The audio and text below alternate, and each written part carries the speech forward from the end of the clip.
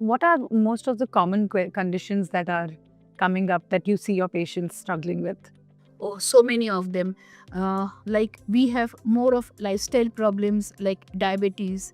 We have more of thyroid issues, polycystic ovary, endometriosis. They are so much on the rise. Male problems for that matter. Doctor, we often talk about women's infections and pregnancies, right? But what about men? Yeah, same for men. Like anything that holds good for women holds good for men also. Like we in the during preconceptional counseling, I'm so glad you brought this up. We must routinely screen the man or the woman for sexually transmitted infections. Can you talk about men's role in preconception counseling here? Men probably were responsible for almost 30, 40, 50% cases of fertility. Now we know that men are responsible for recurrent miscarriages also, or miscarriages also for that matter, that happen during pregnancy. And now we know even the health of the future offspring also depends on the male partner.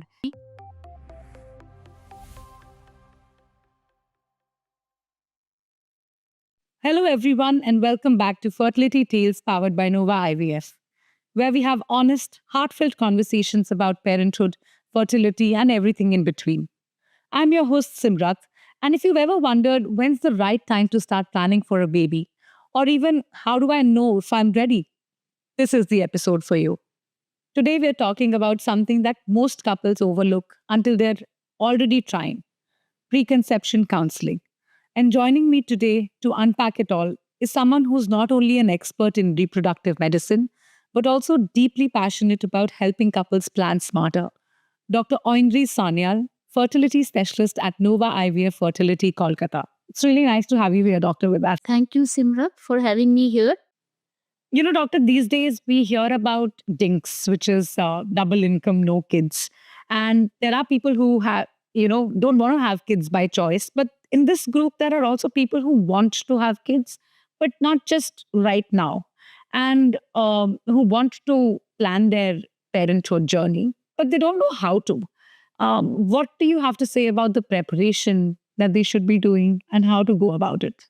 Yeah, like at the outset, you mentioned Simrat, like these are couples. Maybe there are many of them who might want to conceive in future. So it's not that they don't want; they probably don't want right now. So for them, this question of preconceptional counseling comes into place. Preconceptional counseling is something which is not just for an infertile couple. It's for any couple for that matter, whether they're planning to conceive now or whether they're planning to conceive, say, 2 years from now. It's about understanding how prepared they are for conception, how, from fertility point of view, from other aspects also, because something we have to understand, like they might pause their careers, they might pause their travel, but they cannot pause their biological clock. So obviously this preconceptional counseling is something which is already there in developed countries, but somehow in our country we don't have so much of an awareness about it. So this the whole idea of this podcast was to create an awareness about this preconceptional counseling. And it's a very important aspect, I feel, because how people are, when they want to plan their parenthood journey, they think of IVF or other assisted reproductive technologies as the last resort. Probably they're not planning right, and couples are not seeking the right kind of guidance from the get go. So that maybe later in life, when they do want to plan their pregnancy, it becomes a rather seamless process, then, don't you think? Yeah, it's not about IVF for infertility at all. It's just about planning their conception. They might not need any fertility treatment or IVF only. It's just about knowing how you are, whether the male partner or the female partner, how you are from the point of view of conception. Coming back to the topic of dinks, doctor, do you see the rise of dinks in your clinic too? Do they Oh also? yeah, a lot, Yeah. a lot. This seems to be the trend nowadays. Yeah, definitely a lot. And maybe they come to plan their life when it's a little too late, or when they want to plan. But planning is really important, right? I mean, in this whole sphere of things. Yeah, absolutely. Like Otherwise, this generation seems to be so much well aware, well informed, but somehow when it comes to conception, the right kind of information is not there to them. So many times we do see couple who come to us pretty late, either at an advanced stage or probably they are not that fit medically. And so many times they repent that if only the right information were there for us at the right time. Right. So it's about time and planning and also looking a little bit far ahead, even if you don't want to have kids at just the right minute, right? Yeah. If you don't want to have kids right now, definitely. If you want to defer it to future, definitely. Even then, this is for you. So, doctor, let's break it down. When you say preconception counseling, what actually happens in that session? Is it a series of blood tests? Is it a fertility check? Can you please help break it down? Yeah, like Simrat, let us break down the word itself. It's preconception counseling. Okay, so something you do prior to conception. Okay, this is not nothing to do with fertility per se. Okay, like if you look at it, someone may be fertile. They're looking to conceive. Okay, they're not infertile. So it's about finding out where they are from the point of view of conception. Both the partners, for that matter. Okay, we would need to know their personal history, their medical history, their lifestyle, their family history, any medications that they might be on, everything. Like if you look at it, it's like a health checkup. Like if you see, even our annual health checkups are not complete without fertility checks. Right. So, uh, are women the only one who get preconception counseling? No, obviously not. Obviously, men make up 50% of the equation, and I should say 50% of the problem too, right? So, obviously, preconceptional counseling, it includes the male partner also, like their history, their own history, personal history, their medical history, a male partner's family history, any medications that he might be taking, any addictions that he might be having, his lifestyle, everything. Everything is taken into account in preconceptional counseling. That's so refreshing to hear because I feel even in this scheme of things, the woman has to go through all the tests and later the man only says, I'm fine. But sometimes so many things do, pop up in the male factor. So that's very refreshing to hear. Yeah, there is no factor here, actually. Here, there is no problem here. It's Right. just to find out whether or not they have problems. They are not aware that they have a problem. So it's just to be certain that they have no problem. That's it. So it's the planning that goes It's the planning. It's just a plan. All right. We don't expect any problems in anyone. So they don't have to be extra conscious about it, I should say. All right. That makes so much sense, doctor. And are we predisposed to infertility? And are there any other health issues that can affect fertility? Yeah, absolutely. Like this generation, if you see, uh, we are planning for pregnancy late, marrying late, so much of lifestyle problems like polycystic ovary, endometriosis, male problems are on the rise, environmental factors. So obviously, we are much more predisposed to infertility nowadays. So no wonder why we see so many infertility clinics coming up every other day.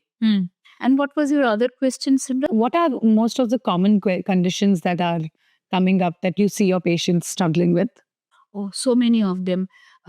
Like we have more of lifestyle problems like diabetes. We have more of thyroid issues, polycystic ovary, endometriosis. They are so much on the rise. Male problems for that matter. And so, if someone already has one of these conditions, right, like should they start treatment to keep these conditions in check before they're trying for a baby? Or Absolutely, because like you have to understand, it's not just about being able to conceive. They might conceive also. They may not have a fertility problem also with these problems. Say I give you an example. Someone has polycystic ovaries. Probably she doesn't need an infertility treatment or IVF even. Suppose she conceives naturally also, but that doesn't end there. Her problem continues into pregnancy. Someone with polycystic ovary during pregnancy is much more predisposed to so many other medical conditions like diabetes, high blood pressure, preterm babies.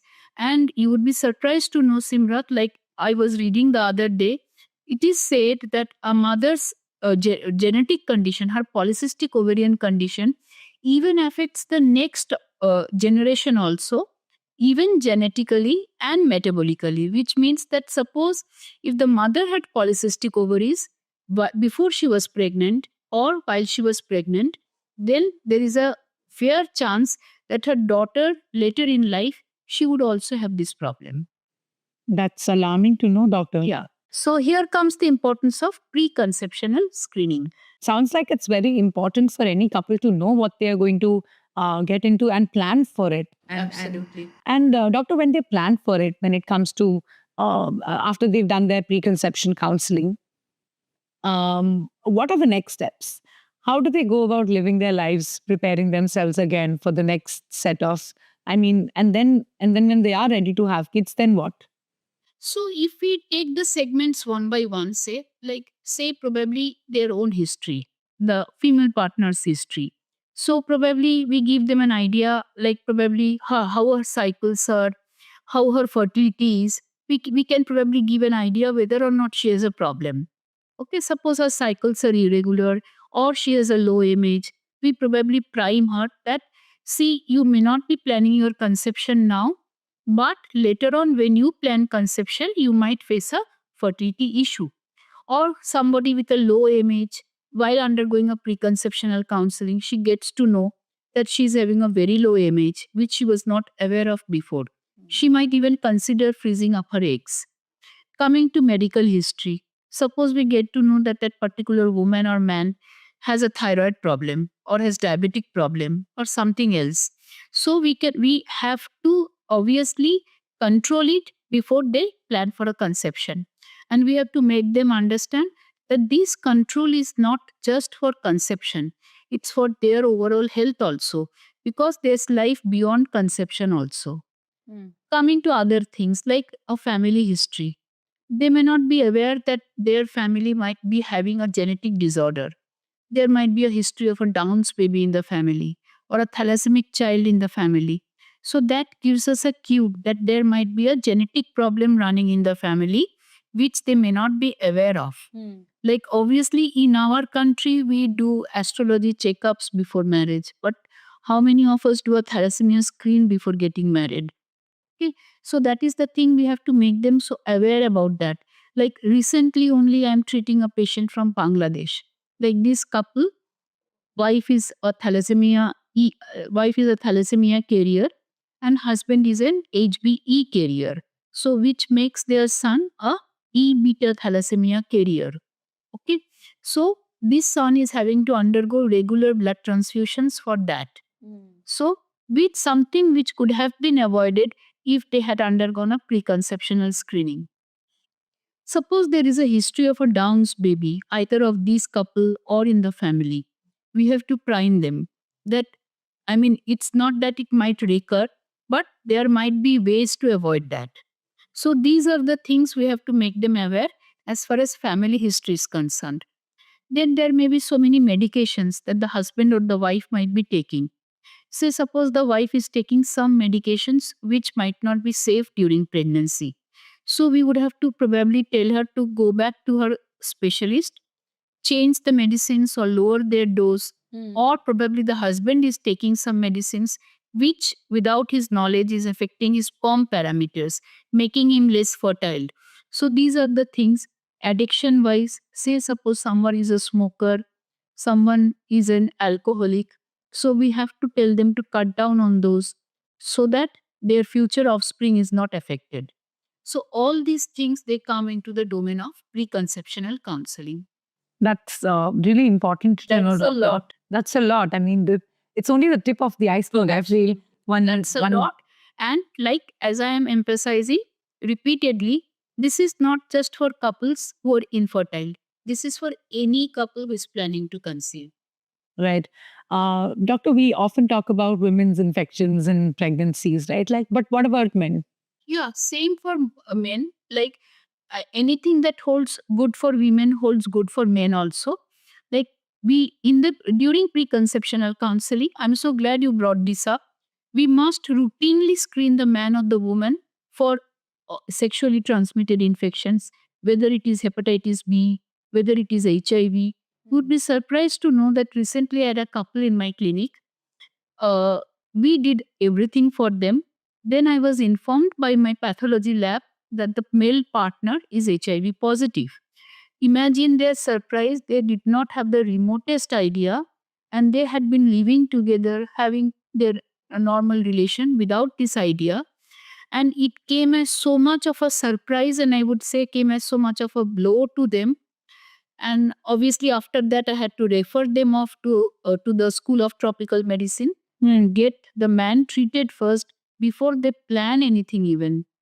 So that speaks for the importance of preconceptional counseling. And that clarifies a lot, doctor. I'm really surprised about the STDs aspect. And this really also brings about how our sexual wellness is related to our fertility, right? Of course, like you have to understand again, it is not just fertility, because suppose if the man or the woman is a carrier of an STD, okay, so it doesn't just stop there. There is always a chance that suppose the woman is HIV positive, hepatitis B positive, not under treatment, without her knowledge, because mind you, they may not be symptomatic always, but there is always a chance of transmission to the future offspring during pregnancy also. So they must be aware before pregnancy of all these problems. That's so important. Doctor, we spoke about STDs and how our sexual wellness is related to our fertility also. I wanted to understand whether preconception counseling can also be open to unmarried couples sometimes. What about, people who want to understand their uh, sexual health better with this? Yeah, like, I mean, of course, it's a very good suggestion. Like, obviously, a single man or a single woman, obviously, they also have a right to know how they are from the fertility point of view, right? Like, we had someone in my previous clinic, a lady, a front office executive, who knew she was a thalassemia carrier and she was trying to get married. But unfortunately, she was not being able to find someone only who was not a thalassemia carrier. So good for her. But this is the kind of knowledge that helps us. And like we have had couples, we have had single men or single women stepping into our clinic for fertility checkups also. We have had a man who had come into our clinic to check his semen parameters before marriage. The reason was somehow he felt that probably something was wrong with his sperms and he wanted to freeze up the semen sample for later use. So, similarly, you can have a single woman stepping into your clinic, and which nowadays obviously happens quite often, who might be knowing that she is having a low MH or who might not be having a partner right now. She might be knowing that she will be probably getting married or having a conception very later on. So she might come to freeze up her eggs also. So this whole idea of preconception counseling or even pre-marriage counseling, it can jolly well apply to single men or women also. That's really good to know. I think it really helps you to plan your life for Yeah. individually also and as a couple. Absolutely. Doctor, talking about family history, you did mention a while back, and how miscarriages or genetic issues, how they do, come about during family free conception counseling. I also remember reading somewhere that Twinkle Khanna did a full investigation on Akshay Kumar's family before she decided to get married to him. Does that matter? Does the family history matter? Of course. Actually, unfortunately, what happens, Simrat, I would tell you, people don't have a good understanding about genes only in the first place. Right. That is the problem. See, what are genes? Genes are the building blocks of our body. Like you don't build a house without knowing the foundation. So, same for genes. Okay. When you are planning to bring in a future life, probably, you should know where you stand from the point of view of genes, how your own building blocks are. Okay. So your family history gives you a cue regarding that. Like I mentioned for thalassemia, like that unfortunate couple from Bangladesh, where both the parents are thalassemia carriers and they never knew before conception. And they had just planned, I mean, probably not even planned, probably had an accidental conception. Right. And afterwards, much later on, because of a problem in their genes, fault in their genes. The boy turned out to be a thalassemia patient. And unfortunately, every month he has to undergo a blood transfusion. So that is something which could have been very easily avoided if they had probably done a preconceptional or planned conception. So that is the importance of family history and probably genetic history. So it's like checking your family's health blueprint before you actually plan to build a house, right? That's a very good way to put it.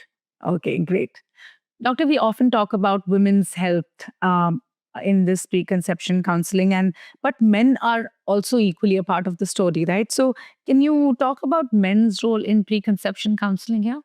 Yeah, of course. I would come to this. See, for a long time, we had this idea.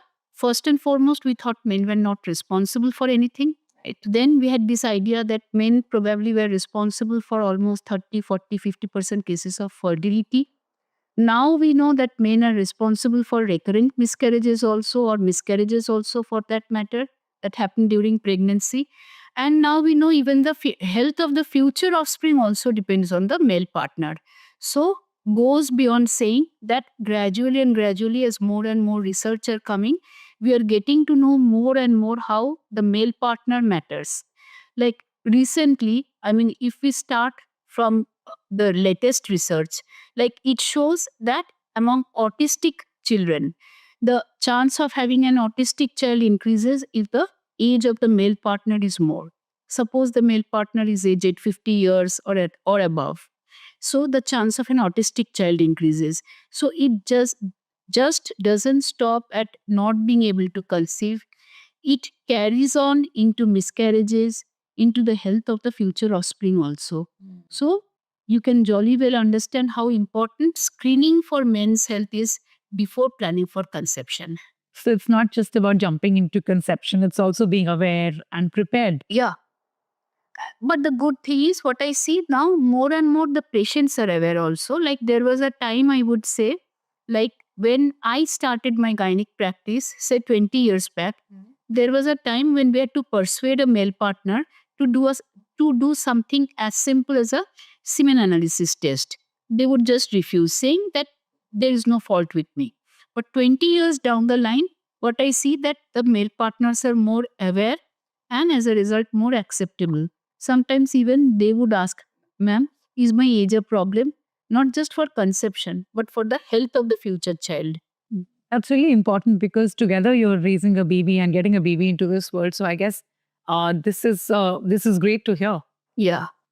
Doctor, let's move into the lifestyle aspect of the scheme and nutrition, right? Like, what are the things that people can start doing today? And what advice would you give them to start building a healthier life together today? Yeah, that is again so important because what you have to understand that lifestyle is something that again is so important. The reason why we see so much of problems nowadays in not just in conception again, but in miscarriages also, in having high risk pregnancies also, that is because of the lifestyle. And the lifestyle in terms of lifestyle, the kind of food we eat, not just the amount of food, but the kind of food we eat, the amount of sleep we are having in a day, the amount of exercise we are doing, probably, the addictions, everything comes into play. Like the kind of food, like most of us now, we don't have time to cook probably. We are most of the times we would probably order food from outside. So those are there. Then coming to your sleep. So, like so many patients are there, the male partner or the female partner, they would be working according to a particular clock, in the sense like they would be probably working for US clients or UK clients, and they would be probably staying awake the whole night and working. And that affects their biological clock also. Coming to exercise also. Too little, too much, both are not good. And of course, addictions. It's so important to have an overall approach towards this, which could, in fact, help you in your fertility journey, right? Yeah, absolutely. And let's play a game, doctor, here. Today, you have red flags and green flags. So I'm going to say a statement, and probably you can tell me if it's a green flag or a red flag. So red flags would mean what? Caution? Caution. And a Green no-go, flags mean go. a go. Okay. A no-go and go. Okay. So my first question is, this is just a quiz for people to understand in terms of their healthy habits. Okay. So one should track their weight and aim for a healthy BMI. Yeah, green flag. Green flag. Okay. They should include lean protein, whole grains, and healthy fats. Oh, green flag. Let's travel the world and getting pregnant can happen anytime we wish to. Red flag. Sleeping for 5-6 hours daily. That's like in between, I would say 7 to 8 hours would be ideal, but still I would give this a green flag. All right. Chronic conditions need not be managed when planning for a baby. Red flag. Okay. Consuming more than 3 cups of coffee. Red flag. Husband not being a part of the preconception journey. Red flag. I think this was a good recap of all the things that we have spoken thus far. And if someone has to understand, this is a good checklist here. Coming to the emotional, we've spoken about how lifestyle and how you have to be ready in terms of, to plan a baby, right? What about the emotional readiness? I mean, you could be financially stable, you could be ready physically, but then it's also important to be prepared mentally, right? So what do you have to say about that? Yeah, more and more so I feel like we were doing a survey. Like I think in the last year in the month of October, I think the average age of patients stepping into our clinic, I'm talking about the female partner, average age of the female partner was 35 in October. And believe it or not, in November, it went up to 40 for females stepping into our clinic for the first time for a first pregnancy. So, can you believe it? It is taking so long for couples, men and women alike, to get themselves emotionally, psychologically ready for a pregnancy, even though they are financially stable. So, I mean, that is the kind of psychological preparation it takes. Great. That's so important, doctor, because I feel you need to be mentally ready and physically ready, and not just physically ready, because everybody around you is having babies, so you don't end up having them because unless you're not ready. Absolutely. Doctor, I want you to share with us something that probably you've experienced in the clinics, that preconception counseling helps someone, or just an experience that you think the listeners would like to hear. Yeah, actually, so many of them. Like we have these couples, so many of these couples who might be staying apart for, say, work reasons. Right. So we had this couple who were staying apart for a long time after marriage. So now that they've started staying together, say for the last 3 months or 6 months, so they came down to me. And again, mind you, this was not for a fertility checkup, this was for a preconceptional counseling. They just wanted to find out how they are. Right. And the thing is, actually, unfortunately, so many things are not are without symptoms. Actually, they don't always show up. So you will be surprised to know, while I was doing all their checkups, and the first thing we did was a transvaginal ultrasound for the female partner. Right. And it came as a shock to them that the female partner was having a huge endometriotic cyst in one of her ovaries, to the extent that that ovary was completely obscured and she was not having any eggs on that ovary. And at which point we asked them to do an AMH, which came really, really low. So that is something they were not prepared for, because, like, as I've kept pointing to you time to time, that this is not just a fertility check. But they did not expect themselves to be infertile. They had just come to find out how well suited they are for a natural conception, and whether they have to modify anything in their lifestyle probably for a natural conception. But when they came, they found out that their only way of conception now is through in vitro fertilization, something which they were not at all mentally prepared for. Because, like we keep saying, that the more advanced the endometriosis is, the more symptom free it is, unfortunately. So the lady did not have the remotest idea that she was actually living with a grade 3 or grade 4 endometriosis. That's really unfortunate, but at the same time, it also shows These are that you eye openers, actually, for others, actually, that how important preconceptional counseling is. like we discussed at the onset, like it's not about when you're planning your conception. You may not be planning it in the next 5 years even, but you should know how you are. Right. Very beautifully put, doctor. And it's so important that, you don't take fertility as a last resort, that, it will be taken care of later. I think it's better to be prepared in life and plan Yeah, accordingly. like I keep saying to my patients, see, what you have to understand, your fertility is a part of your overall health. Right. It's not outside your overall health. Like you would probably do a checkup to find out how your cardiac health is or your renal health is. The same way, fertility help. It helps you to understand how your overall health is also. Yeah, because it's a direct indicator of your Of lifestyle also. This was a great conversation, doctor. I learned so much about preconception counseling, and I'm sure the listeners who are listening will also benefit from it. Thank you so much.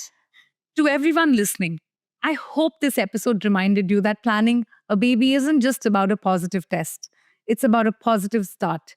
Preconception counseling isn't a medical formality, it's your way of understanding your body, your choices, your readiness together as a couple. I'm Simrat, and this was Fertility Tales powered by Nova IVF, where we talk about science with heart and turn fertility into a story of hope. Until next time, take care, stay curious, and keep listening.